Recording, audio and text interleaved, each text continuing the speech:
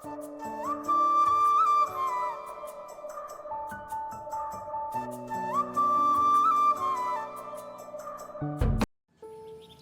कृष्णा, आप सबका स्वागत है मेरे चैनल सिंप्लीफाई लर्न में।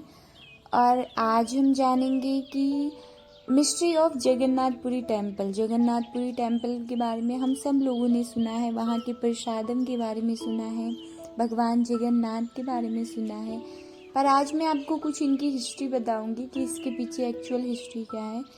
तो एक बार क्या होता है कि भगवान कृष्ण जो होते हैं वो राजा इंद्रद्युम्न के सपने में आते हैं।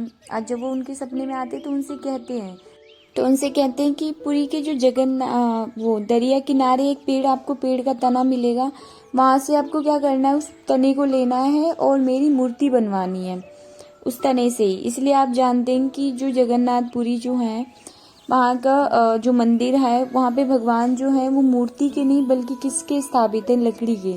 उसका रहस्य भी हम जानेंगे कि जब राजा जो होते हैं, भगवान के आदेश अनुसार उनको क्या ढूंढना होता है, एक बढ़ई ढूंढना होता है जो कि क्या बनाता है, लकड़ियों के सामान से जो ढांचे वगैरह बनाने का कार्य करते हैं। तो ऐसे वो क्या करते हैं, बहुत ढूंढने के बाद वो एक ब्राह्मण को ढूंढते हैं। और वो ब्राह्मण जब मिलता है तो उसकी क्या शर्त होती है कि मैं मूर्ति बना तो दूंगा, लेकिन आप जो है मुझे कमरे में मैं अकेली मूर्ति बनाऊंगा और आप मुझे डिस्टर्ब नहीं करोगे। जब मूर्ति पूरी तरह से कंप्लीट हो जाएगी तो मैं बाहर आ जाऊंगा। लेकिन क्या होता है, कुछ टाइम तक स्टार्टिंग डेज में तो आवाज आती कि अंदर कोई काम कर रहा है, बट जब कुछ टाइम बाद आवाज नहीं आती और जो ब्राह्मण था वो बूढ़ा भी हो चुका होता है, तो राजा जो होते हैं उनको शक होता है कि अरे कहीं इनकी तबीयत तो खराब नहीं हो गई या फिर इनको कुछ हो तो नहीं गया कि इतने टाइम बाद ना कोई आवाज आ रही है और ना कोई कंस्ट्रक्शन से रिलेटेड कुछ एक्टिविटीज का पता चल रहा है। तो राजा को थोड़ी शंका हो जाती है, तो वो जाते हैं, गेट खोल लेते हैं। लेकिन जब दरवाजा वो खोलते तो उनको वहाँ पे कोई नहीं मिलता है और उनको फिर एहसास होता है राजा को कि ये तो स्वयं विश्वकर्मा थे जो कि आए थे मूर्ति का निर्माण करने। तो उनको समझ में आता है कि अरे ये तो मेरे से पाप हो गया। लेकिन फिर नारद मुनि जो होते हैं वो आते हैं और फिर वहाँ पे आते हैं, प्रकट होते हैं और वो बोलते हैं कि जैसे भी मूर्ति जो हुई है वो कंप्लीट हुई है, आपको ऐसी ही इस मूर्ति को स्थापित कर देना है। तो मूर्ति जो होती है, इसी प्रकार जो मूर्ति होती है वो तने के बनाई हुई लकड़ी की मूर्ति स्थापित हो जाती है। ठीक है। और इसके जो रथ यात्रा है वो काफी फेमस है। तो उसके पीछे भी ये कॉन्सेप्ट है कि जो माता सुभद्रा होती हैं, कृष्ण जी की बहन, उनको अपनी मायके द्वारिका से बहुत प्यार होता है। तो वो क्या करती हैं कि कृष्ण जी से कहती है कि आप मुझे द्वारिका की सैर करवाओ। तो जो कृष्ण जी जो होते हैं वो माता सुभद्रा को अपने भाई बालभद्र के साथ यात्रा करवाते हैं, पूरी द्वारिका की यात्रा। इसी बात के इतिहास के कारण जो रथ यात्रा है वो प्रत्येक वर्ष बहुत धूमधाम से निकाली जाती है। हम सब ने देखा है, हिंदू धर्म के 4 धामों में से एक माना जाता है जो कि जगन्नाथपुरी बहुत पावन हमारा जो है धाम माना जाता है। और ऐसा माना जाता है कि जब भगवान कृष्ण ने जब अपना देह त्याग किया था द्वापर युग में, तो उनके शरीर में का सारा पार्ट जो था वो पंच तत्व में लीन हो गया था।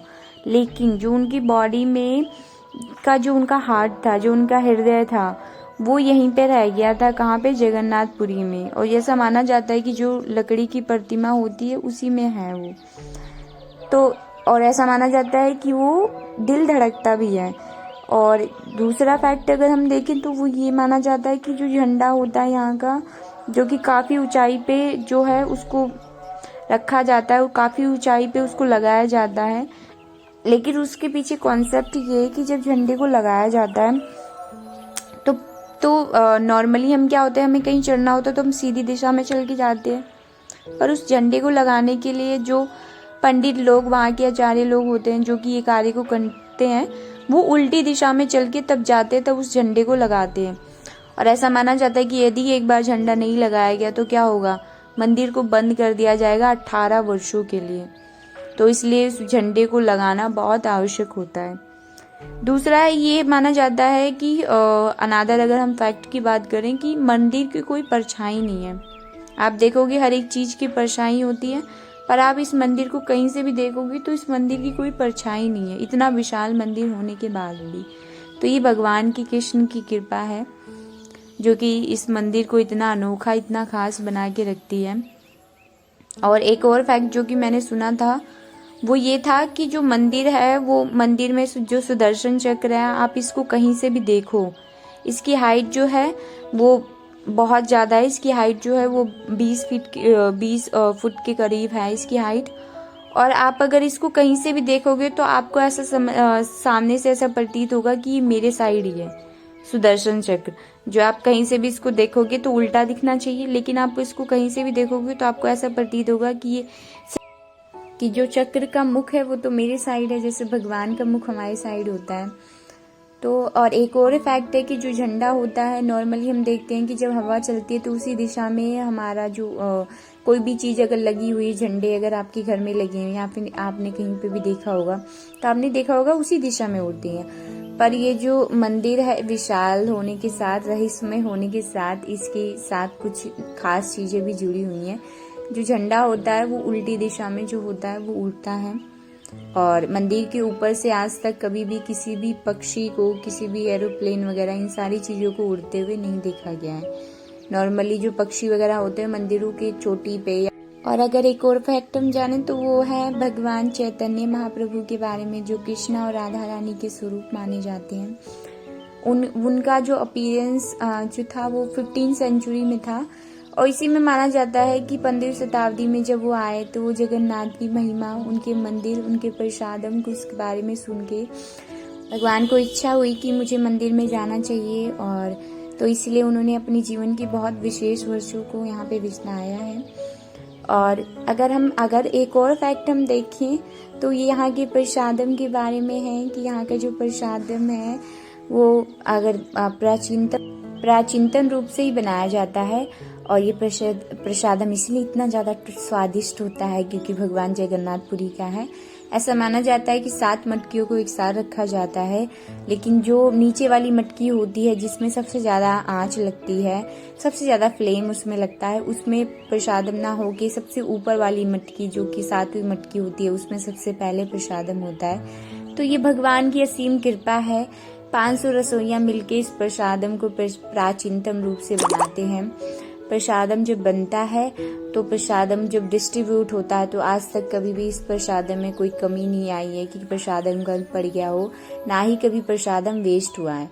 तो ये भगवान जगन्नाथपुरी की इतनी कृपा है कि सब भक्तों को प्रसादम मिलता है, और भक्त जो होते हैं, भक्त जगन्नाथपुरी के भक्त, वो इस प्रसादम को खाने के लिए आतुर रहते हैं कि बस प्रसादम कहीं से भी कहीं गिरा पड़ा भी हो ना तो मिल जाए, हमें भगवान की कृपा मिल जाए बस।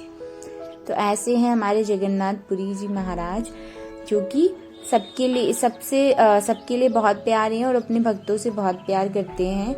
और आपको अगर अपने जीवन में टाइम मिले तो आप जरूर जाइएगा जगन्नाथपुरी घूमने, और मंदिर की जो महिमा है वो तो सबसे अनोखी है ही है। आप जरूर जाइएगा मंदिर में घूमने, और मुझे बताइएगा यदि आप गए हैं तो आपको कैसा लगा, मुझे कमेंट्स करके बताइएगा। ये वीडियो कैसी लगी, थोड़ी सी भी इंफॉर्मेटिव लगी हो तो शेयर करें, लाइक करें, सब्सक्राइब करें मेरे चैनल को। मिलती हूँ नेक्स्ट वीडियो में। हरे कृष्णा, जय श्री राधे श्याम।